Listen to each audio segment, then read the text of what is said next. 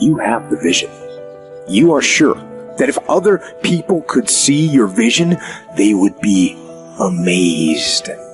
But here's the issue. They aren't going to see your vision unless you do the work.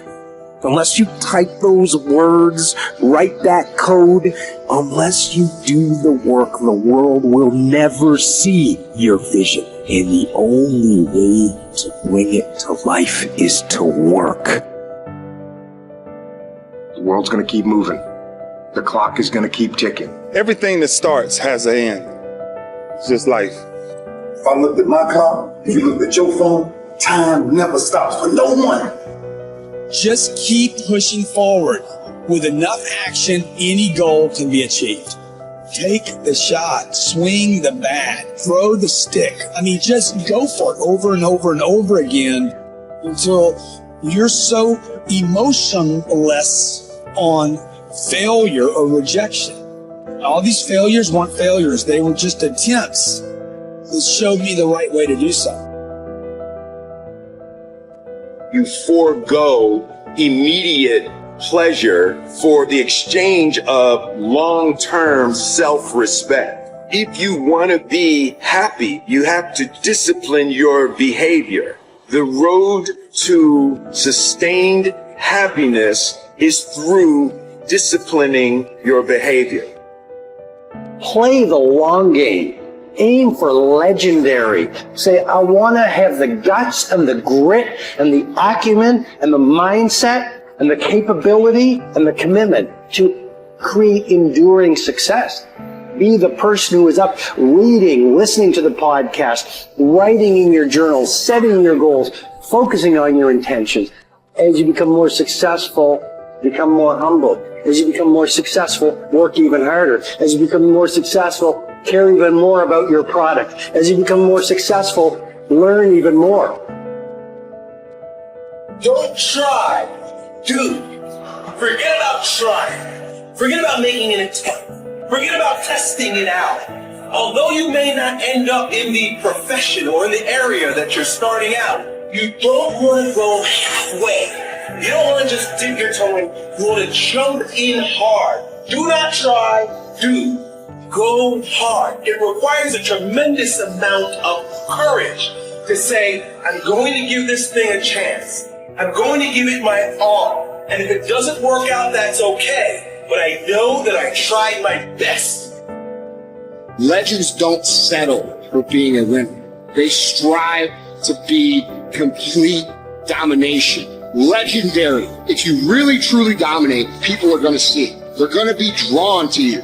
They will remember your fucking name, because by dominating your life, you will make a profound impact on all of the lives around you. Just winning is not enough, but dominating people who are winning, that's something that'll leave you a fucking legacy.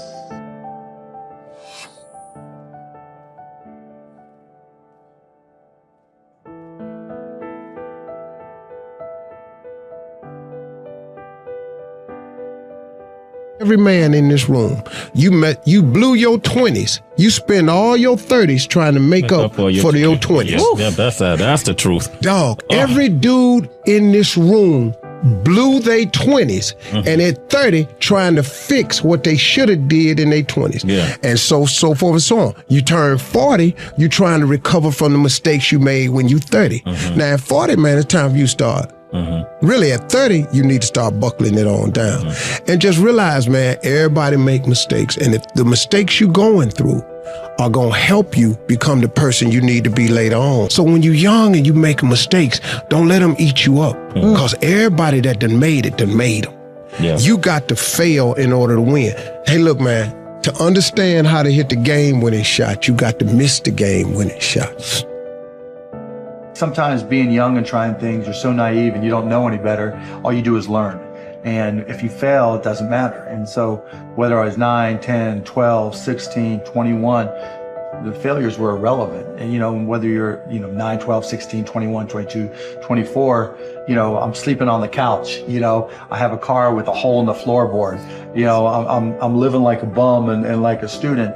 And so what did I have to lose? And so I think that influenced me as much as anything. So, it was, you know, my dad was like, go for it, you know, why not? What have you got to lose? You know, you have to sleep on a different couch. So I think that was motivation. One of the greatest pieces of advice that my mother gave me was this: son, whenever you start, you make sure you finish. And the problem with the world today, people get involved with things, and if they don't like a certain person, if they don't like the process, if it's not what they thought it was, they quit. And what they don't understand about quitting becomes a habit that doesn't just affect you. Later on in life, when you get a wife and you get some kids or you get a family, it's going to come back to hunt you, and it will one day affect them. That is why I tell you the process is more important than the product. It's not even about the outcome for me. It's about, can you take pride in what you do as an individual, and every night when you look in the mirror, knowing that you gave everything you had to it. And we have to get to the point where we're willing to impose our will on certain things. Impose your will on it. My life totally changed. And they gave me an opportunity to stop. And most people, when you give them an opportunity to stop while they're chasing something, they take advantage of it because they feel as if, man, why did this have to happen to me? I felt as if, why not me? This is the perfect opportunity to use this to be a blessing to somebody else. And you know what? It's not even about me, to be truthful. It's not even about me. Now it's about repaying the people that invested in me and saw something in me when I couldn't see it in myself. At a certain point in life, it can't just be about you. And the moment that we understand that, and every day we wake up, we understand that life is a blessing and life is a gift. And if you were to check out today, how would you want to be remembered? It's bigger than you. The body is very important, but the mind is more important than the body. We have to visualize what that body ought to look like in order to make it win, because that's what creates then the will that you need to go to the gym every day. The will that makes you go into the 4 steps, the will that makes you go beyond when you do your 500-pound reps in the squats and you can't do another rep and your body is shaking. It's the will that makes you go one more time down and struggle up one more time. And so it's all of this, so the mental aspect that motivates you and that makes the difference between you being in the gym full of joy and looking forward to doing that extra rep and looking forward to doing those extra 100 reps in the sit-ups and working past the pain barriers. That all is the mind. That's not the body. So this is why I think the body is very important, but the mind is more important than the body. Attitude has been called the most important word in any language in the world, because it's our attitude toward our world, toward all the people in it, that will determine the world's attitude and all the people's attitude toward us. It's a simple thing. Most of us know it, but we tend to forget it. People will react to us according to our attitude. And our attitude is the greatest gift we can be given. You know, the little creatures of the world were given a wonderful gift by Mother Nature called protective coloring, in which they can blend into the background without being seen. But man was not given this great gift, because man was given an incalculably greater one. Only man has the godlike power to make his surroundings change to fit him, because his environment will change as he changes. A man's environment is a merciless mirror of him as a human being. And if he thinks his environment can stand a little improvement, all he has to do is improve, and his environment will improve to reflect the changing man. We have to deal in things that we're capable of understanding. And then, once we're over that filter, we have to have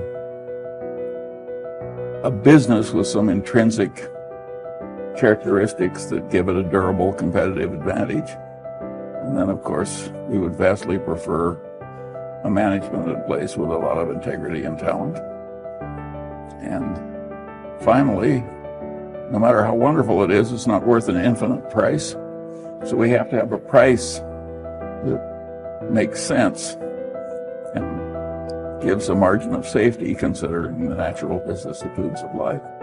It's a very simple set of ideas.